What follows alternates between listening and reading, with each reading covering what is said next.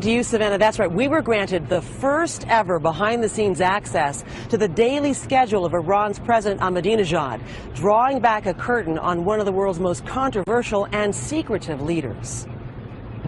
After his 5 a.m. prayers, President Ahmadinejad Good morning, Mr. President. Good morning. Walks from his private residence in the presidential compound to his daily workout, jogging with his security team, at times seemingly Rocky style, before sunrise. Then to the gym, often lifting weights or cycling. Concerned about staying healthy, President Ahmadinejad exercises more than 30 minutes every morning. He reaches his spacious but simple office before 7 a.m. There he works without shoes, but at 54 with reading glasses. First up, scanning local newspapers and briefs, including what Western media are reporting. By 8, he's on his way. On this day, to a gathering of prominent Shia Muslim leaders. He's called to promote Iran as a Shia superstate. By 9:40, he's boarding a government 707, more than 50 years old. The flying relic is likely a result of Western sanctions long imposed against Iran. Even during the flight, he's meeting with ministers. A hard-driving schedule is the norm, his aides say, claiming he sleeps just 3 hours a night and that his days often stretch to 2 a.m. They say even Iran's supreme leader has advised him to sleep more. In his 6 years as president, Ahmadinejad has visited each province at least 3 times and every city in each province.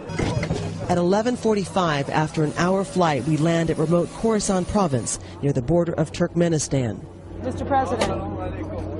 In this poor border town, he first stops at a bazaar, meeting local artisans. Speaking to some, even in everyday English. Mr. President, why have you made this point to come to one of the poorest parts of Iran to highlight the art and the crafts? And we want to show that all eco members, we have some common, humanity, human values. Just the main point is to integrate all the nations together. About all the nations of the world, including the United States? Everywhere there is a human. Keeping obviously a grueling schedule, what is your primary motivation as president? Why do you work so hard? خیلی کار کردیم هنوز که به نصف روز نرسیدیم. Mindful that this is one of the poorest parts of his country, at 12:50 he's on the move again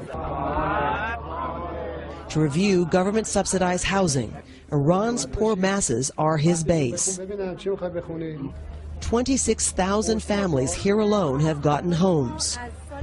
These women agree the homes are far better than the ones they used to live in. But as the president attempts to leave, he is surrounded, swarmed by people pleading for food and other necessities, now dramatically more expensive because of rising inflation. Later in the afternoon, this man tells the president he lost 3 sons in Iran's war with Iraq, and now his wife is sick. The president showing a compassionate side, perhaps trying to remake his image at home and abroad. At 6:35, he lands back in Tehran. What is the future you wish for Iran? Why? I want the same future as I want for every nation in the world. Peace, friendship, happiness, and unity. At 7:30, back at the presidential compound for hours for more meetings. He stops to pray for the 5th time on this day.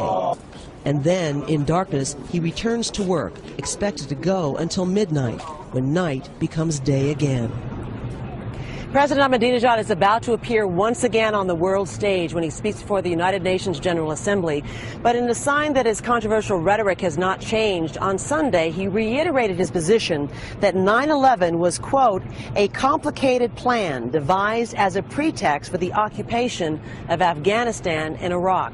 There is a lot to ask him about, including new concerns about Iran's nuclear ambitions.